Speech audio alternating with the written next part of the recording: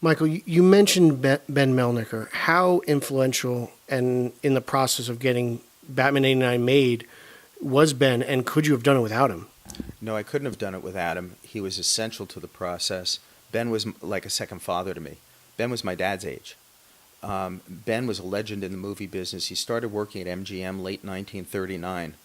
To put it into context, the year of Gone with the Wind and Wizard of Oz. Ben was the man who followed J. Robert Rubin, who was the lawyer who pulled together MGM. He was one of the original founders, and Ben quickly became executive vice president. All divisions reported to Ben. So Ben not only put together the deals for Ben-Hur and Dr. Zhivago and 2001: A Space Odyssey and Gigi and musicals like that, but Ben also was responsible, I learned along the way, for the careers of Bill Hanna and Joe Barbera. Okay. Man, we got a minute? Can I go into a story? Please, please. So Ben and I had set up a primetime animated series with Hanna-Barbera. And there was a young man there who was president of Hanna-Barbera at the time. And we had just signed the contracts. And he said, well, to celebrate, he goes, let me take you guys to lunch. And by the way, you're in luck. Joe Barbera happens to be in the office today. Would you like to meet Joe Barbera? And I said, I would love to meet Joe Barbera. And Ben didn't say a word. And he walks us into Joe's office. He says, Joe, I want to introduce you to these two great producers we're going to be working with. And Barbera looks up from his desk. His eyes grow completely wide open. He goes, Ben! And he gets up and comes over and gives Ben Melniker a bear hug. And for like 5-6 seconds, and as he releases Ben from his grip and turns to us, there are tears running down Joe Barbera's eyes. And he said, boys, without this man, there would not have been MGM Animation. He was the one that got Fred Quimby, who was the head of the animation division, to hire Bill and me on Tom and Jerry and other cartoons. And when MGM decided they were closing down the animation division, he said, Bill and I went to Ben, and we told him we were going to be leaving and we wanted to now start up our own company. And to help us get on our feet, Ben sold us Tom and Jerry for $10 and said, this is to help you guys get started. You guys have been terrific. And he turned to us, and again, tears running down his eyes. He said, if it wasn't for this man, there would be no Hanna-Barbera, no Flintstones, no Jetsons.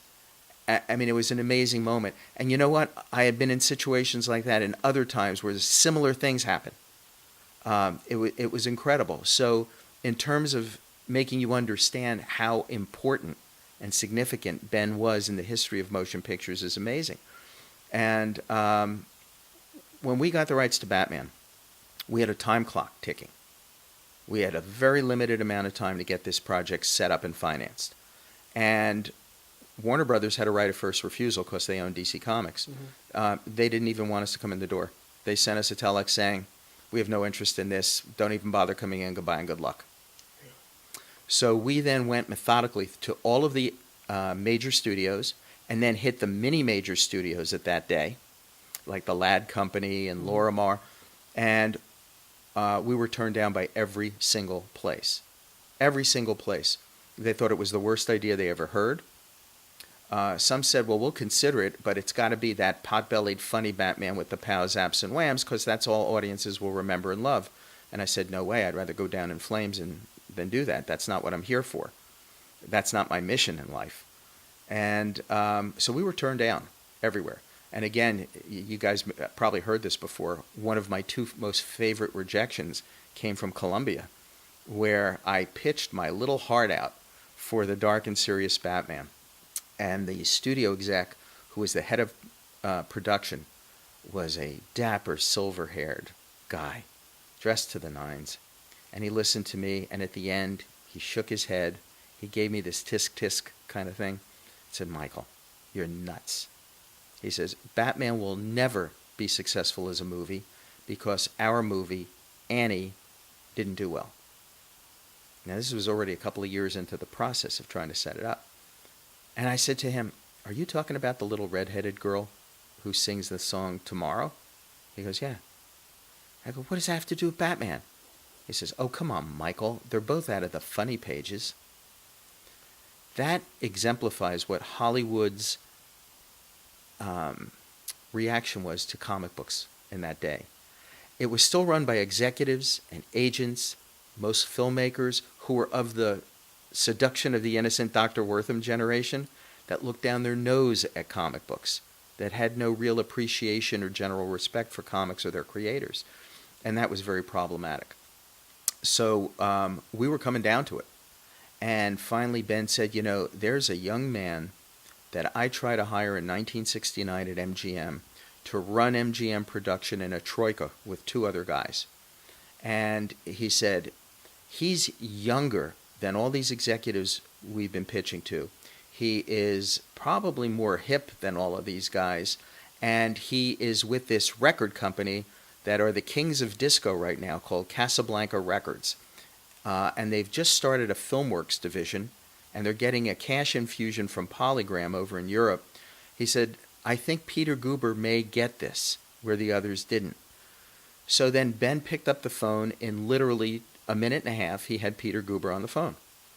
And we're in New York, Peter's in L.A., and Peter says, well, pitch it to me. Tell me what this is. So I had to do a pitch over the phone.